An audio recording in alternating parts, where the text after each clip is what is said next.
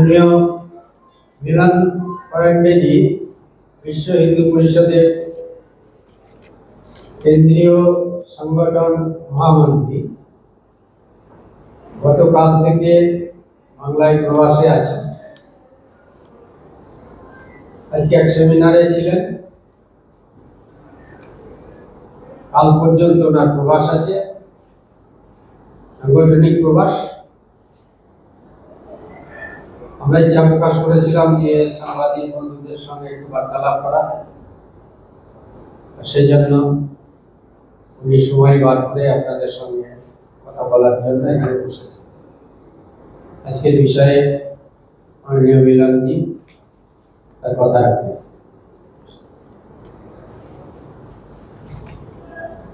सभी को नमस्कार। और बंगाल में अभी संगठनात्मक प्रवास के लिए आना हुआ, और अभी हम सब लोग जानते हैं कि देश के अनेक प्रमुख राज्यों में यह लोकतंत्र का, जिसको हम महापर्व कहते हैं, ऐसे चुनाव का कालखंड है। और विश्व हिंदू परिषद एक देशभक्त संगठन होने के कारण से समाज के साथ में कुछ चर्चा करना हम आवश्यक मानते हैं। आज हम देखेंगे कि पश्चिम बंगाल में जो परिस्थिति है वह परिस्थिति बहुत ही चिंताजनक है। गो हत्या के मामले, गोवंश के ट्रांसबॉर्डर तस्करी के मामले, महिलाओं के ऊपर के हमले, हिंदू यात्राओं के ऊपर के हमले, धार्मिक उत्सवों के ऊपर के हमले, इस तरीके के जो अनेक विषय चल रहे हैं वह बहुत ही चिंता के हैं। दुर्भाग्य से भारत और बांग्लादेश की जो बॉर्डर का हिस्सा अभी भी खुला है, तो बहुत निवेदन होने के बाद भी जैसा कि बताया जाता है कि राज्य सरकार ने फेंसिंग करने के लिए जगह नहीं दी, और इसलिए आज भी मुस्लिम घुसपैठ जो बांग्लादेश से और म्यांमार से होती रही है अनेक वर्षों से, वह अभी भी अबाधित रूप से चल रही है। और इसलिए इस मुस्लिम घुसपैठ के कारण से पूर्ण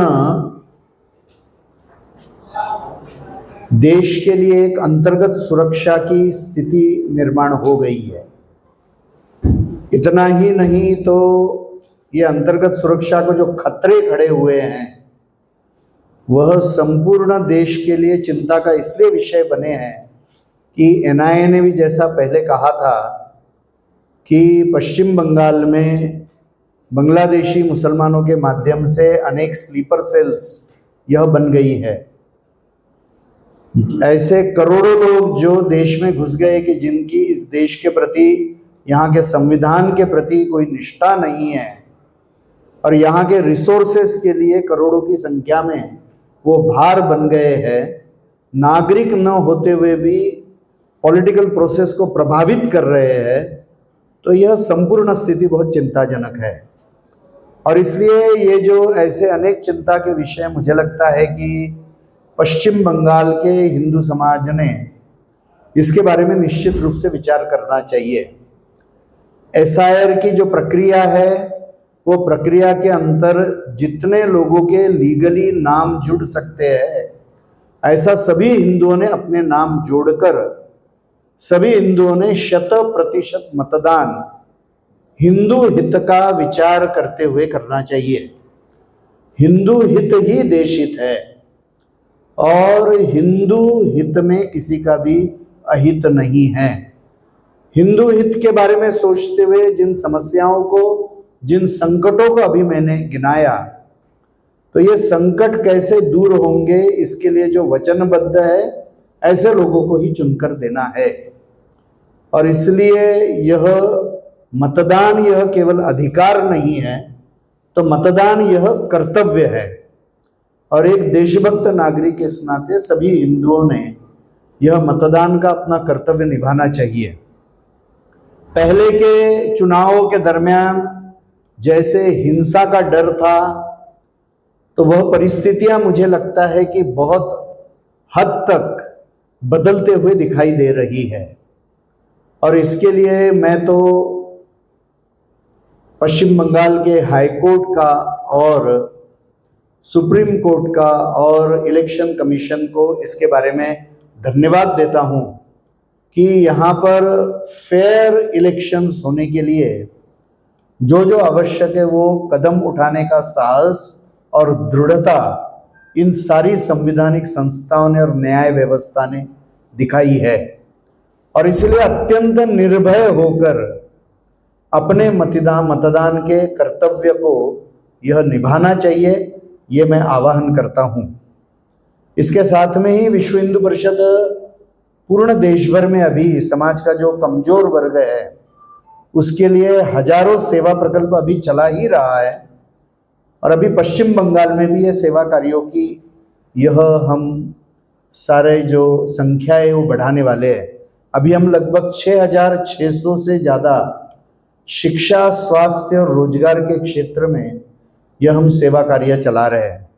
एक जो और बड़ी चुनौती है जिसका संबंध बंगाल से, पश्चिम बंगाल से भी आता है, वह नशे की है। और पिछले अक्टूबर-नवंबर के बाद से विश्व हिंदू परिषद ने लगभग 6,000 कार्यक्रम युवाओं में किए हैं, जिसमें लाखों युवाओं ने आकर ड्रग्स और दारू से दूर रहने की प्रत्यक्ष रूप से शपथ लिए, संकल्प लिया है। और ऐसे लाखों युवक युवतियों ने यह संकल्प देश भर में लिया है।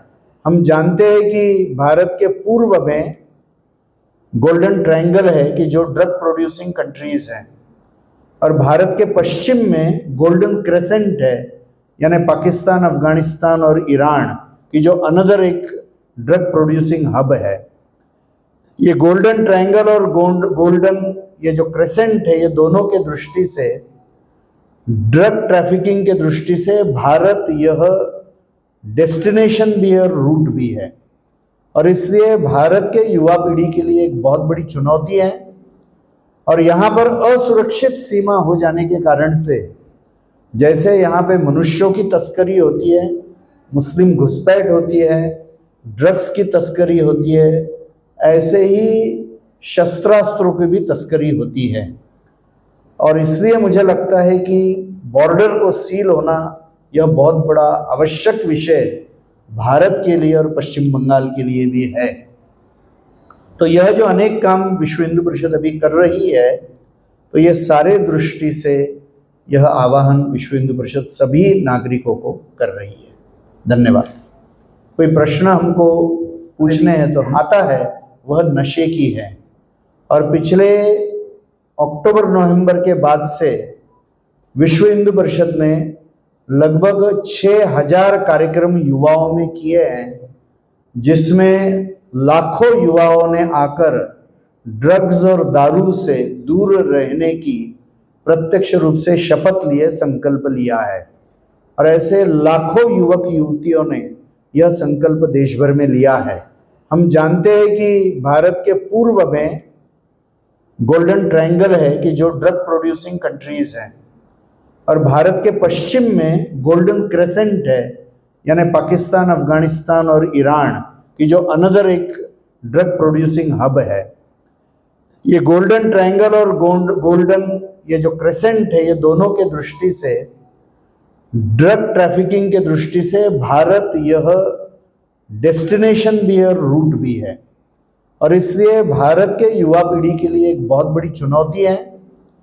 और यहाँ पर असुरक्षित सीमा हो जाने के कारण से, जैसे यहाँ पे मनुष्यों की तस्करी होती है, मुस्लिम घुसपैठ होती है, ड्रग्स की तस्करी होती है, ऐसे ही शस्त्रास्त्रों की भी तस्करी होती है।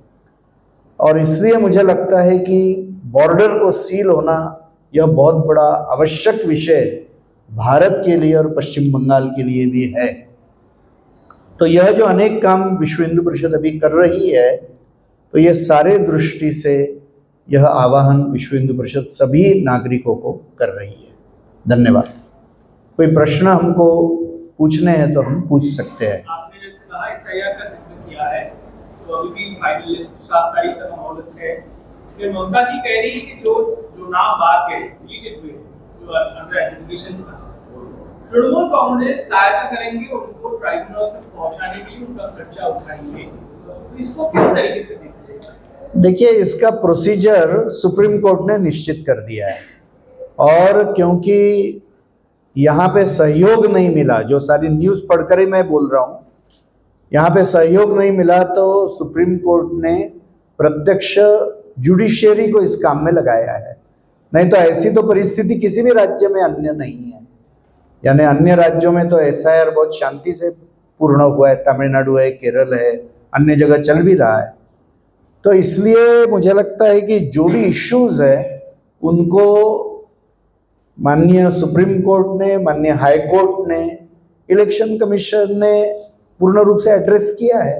इसलिए मुझे लगता है उसमें कुछ कहने लायक ज़्यादा बचा नहीं है।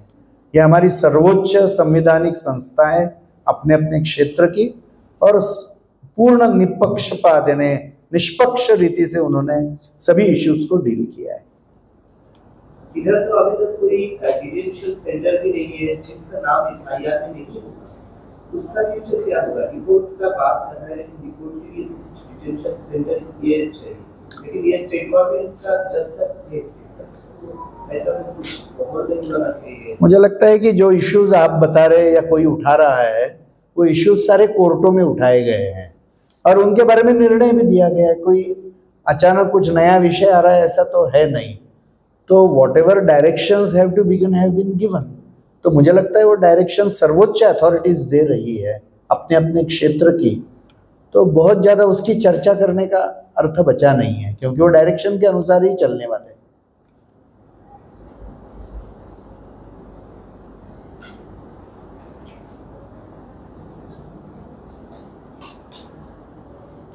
जी, कोई संगठन बोल रहा है ये हिंदू के लिए लास्ट इलेक्शन है, आप क्या सोचते हैं, ये लास्ट इलेक्शन है? देखिए, कुछ लोग धमकियां दे रहे हैं, कुछ लोग डर दिखा रहे हैं, ये सब कुछ कर रहे हैं। तो मुझे लगता है ये महत्व का है बहुत, इलेक्शन इतना निश्चित है, और बंगाल में हिंदू हित का विचार करने वाले लोग सत्ता में बैठना बहुत आवश्यक है, और यह केवल पश्चिम बंगाल के लिए आवश्यक नहीं है, तो देश की सुरक्षा के लिए भी बहुत आवश्यक है। जो मैंने इश्यूज गिनाए हैं, यानी मुस्लिम घुसपैठ के हैं, क्योंकि उससे केवल पश्चिम बंगाल प्रभावित नहीं है, तो पूर्ण देश प्रभावित है। अंतर्गत सुरक्षा के जो संकट है वो संपूर्ण देश के लिए है। गोवंश की तस्करी है, ड्रग ट्रैफिकिंग है, ह्यूमन ट्रैफिकिंग है, ये सारे प्रश्न सभी के लिए महत्व के हैं। और मुझे लगता है कि बहुत जिम्मेदारी से व्यवहार करने वाले लोग और राष्ट्रहित को सर्वोपरि मानने वाले लोग, हिंदू हित को फोकस करने वाले लोग सत्ता में बैठने चाहिए। उसके बिना इन प्रश्नों का उत्तर देना बहुत कठिन है। इसके लिए हिंदू समाज ने इसका विचार करके योग्य सरकार यहाँ पर लानी चाहिए, ये हमको लगता है। आपका कोई आह्वान है इसलिए? मैंने आह्वान कर दिया, मैंने बहुत स्पष्ट बोला है। विश्व हिंदू परिषद तो किसी भी राजनीतिक दल का नाम नहीं लेती है कि इनको वोट करो या इनको वोट मत करो, मगर लोक जागरण तो करना ही है, क्योंकि हम एक जिम्मेदार संगठन है, देशभक्त संगठन है। एक नागरिक इस नाते सभी नागरिकों का कर्तव्य निभाना चाहिए।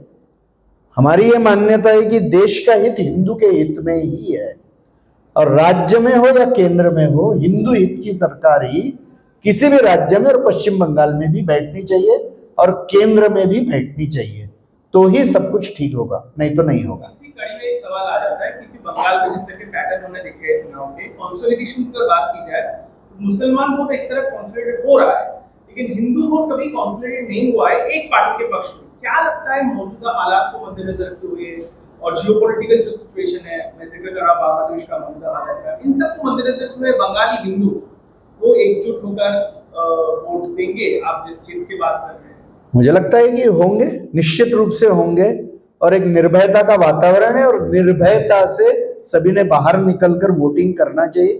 मुझे लगता है वोटिंग बूथों की संख्या बढ़ी है, और इलेक्शन कमीशन ने इतने बड़े प्रमाण में इतने पहले से सुरक्षा एजेंसीज को लगाया है, तो ये कॉन्फिडेंस बिल्डिंग एक्सरसाइजेज है सारी की, जो फेयर इलेक्शन के लिए, जैसा आदरणीय सुप्रीम कोर्ट ने कहा है कि जो कर्तव्य इलेक्शन कमीशन निभा रहा है, तो वो बहुत आवश्यक है।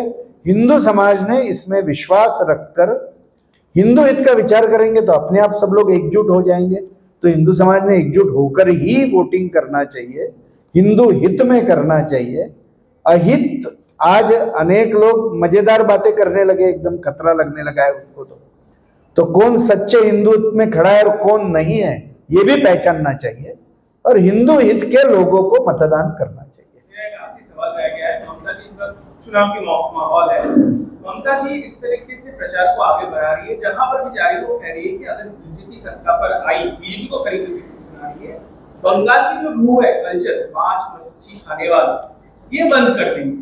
तो कहीं ना कहीं आप समझ रहे हैं कि इस तरीके से प्रचार हो रहा है। आपका क्या रवैया है कि अगर कोई इस तरीके की सफ्रॉन पार्टी जो कभी बंगाल की सत्ता पर आई नहीं, आने से ये क्या बंगाली अस्मिता को लेकर ठेस पहुंचाएंगे, खासकर मांस मच्छी को लेकर क्या रवैया है? मुझे लगता है कि बंगाल की अस्मिता ये भारत की अस्मिता जैसी है ना। और बंगाल का योगदान देश की स्वतंत्रता में, देश की अखंडता के समय, वंग भंग के समय, वंदे मातरम का मंत्र संपूर्ण देश को देने के समय, यह संपूर्ण देश के साथ एक अस्मिता होकर बंगाल के समाज ने काम किया है। और हिंदुत्व की बात करें तो हिंदुत्व को यह शब्द देने में चंद्रनाथ बसु जी का नाम आता है कि जो बंगाल के ही रहे। 1800s में उन्होंने वो नाम दिया।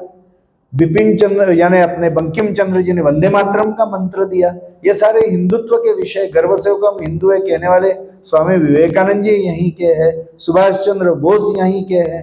तो इतने बड़े बड़े देशभक्त और क्रांतिकारक, समाज सुधारक, लेखक, नोबेल प्राइज विनर जो बंगाल से निकले हुए, और मुझे लगता है कि जनसंघ की स्थापना में भी श्यामा प्रसाद मुखर्जी का एक बहुत बड़ी भूमिका थी। तो बाहरी अंदर की क्या है, देश के अंदर के ही सब लोग। मुझे लगता है कि बाहर और अंदर की बात करके विभेद निर्माण करने का प्रयत्न किसी भी जिम्मेदार राजनेता ने नहीं करना चाहिए। देश और राज्य का हित एक ही है, वो हिंदू हित है। बंगाल का भी हित हिंदू हित में है, पश्चिम बंगाल का, और भारत का भी हित उसी में है। ये मछली और मांस के साथ हिंदुत्व का कोई विरोध है? देखिए, हिंदुत्व में भोजन के बारे में कोई नियम नहीं है ना। गोमांस हमारे यहाँ पे निषिद्ध माना गया है। बाकी हमारे यहाँ पर व्याध का व्यवसाय करने वाले को भी मोक्ष मिलते हुए कहा गया है। और गीता में भी भगवान ने यही कहा है। गीता में भगवान ने ये नहीं कहा कि केवल वेजिटेरियन आदमी को मेरी प्राप्ति होगी। उन्होंने भोजन का उल्लेख ही नहीं किया है, हमारे किसी भी ग्रंथ में नहीं कहा है। हाँ, भारत की आध्यात्मिक परंपराओं में कुछ परंपराएं ऐसी है कि जो शाकाहार का आग्रह करती है, तो उसमें कोई दिक्कत नहीं है। इसमें भी दिक्कत नहीं है, उसमें भी दिक्कत नहीं है। इसलिए मांस मच्छी का कोई विषय ही नहीं है इसमें। हिंदुत्व में, हिंदुत्व तो बहुत ब्रॉड ऐसा चिंतन है। सर्वे भवन्तु का कल्याण की कामना करने वाला हिंदू, यह क्रीड, रिलीजन और सभी के ऊपर है ना। भाषा, जाति, पंथ, संप्रदाय से ऊपर सबके कल्याण की कल्पना अकेला हिंदू करता है। हमारी सही में यूनिवर्सल ब्रदरहुड की कल्पना है, बाकी किसी की भी नहीं है। देश की सुरक्षा के प्रश्न में ये जो बंगाल सरकार था, आपको क्या लगता है कि सुरक्षा के प्रश्न में ये सही था या? बिल्कुल नहीं था, क्योंकि इतने वर्षों से यदि बंगाल की बॉर्डर, पश्चिम बंगाल की बॉर्डर जो बांग्लादेश को लगी हुई है, हमने तो समाचार पत्र में ही पढ़े, हम तो किसी से बात नहीं कर रहे कि भाई कितने बार केंद्रीय एजेंसीज ने जमीन मांगी, मगर वो जमीन मिली नहीं है और अनेक वर्षों से मिली नहीं, और जिस कारण से एक बहुत गेपिंग होल है कि जिसमें से हजारों लोग रोज प्रवेश कर रहे हैं। और दुर्भाग्य से अनेक लोग जो पकड़े गए उनके पास में झूठे कागजात मिले हैं, और एसआईआर में से 2-3 प्रकार के लोगों के नाम निकले जो कहाँ शिफ्ट हो गए, जिनकी मृत्यु हो गई, मगर जो इस भारत के नागरिक भी नहीं थे, जो बता नहीं पाए कि उनके पूर्वज कहाँ के, इनका नाम उधर पहुंचा ही कैसे। तो ये तो लोकल ही हुआ होगा ना भाई। जो करोड़ों लोगों का नाम, ये 50-60 लाख नाम जो दिख रहे हैं, ये तो किसी के न किसी के मदद से ही वहां गए हैं ना, इसके बारे में सोचना चाहिए।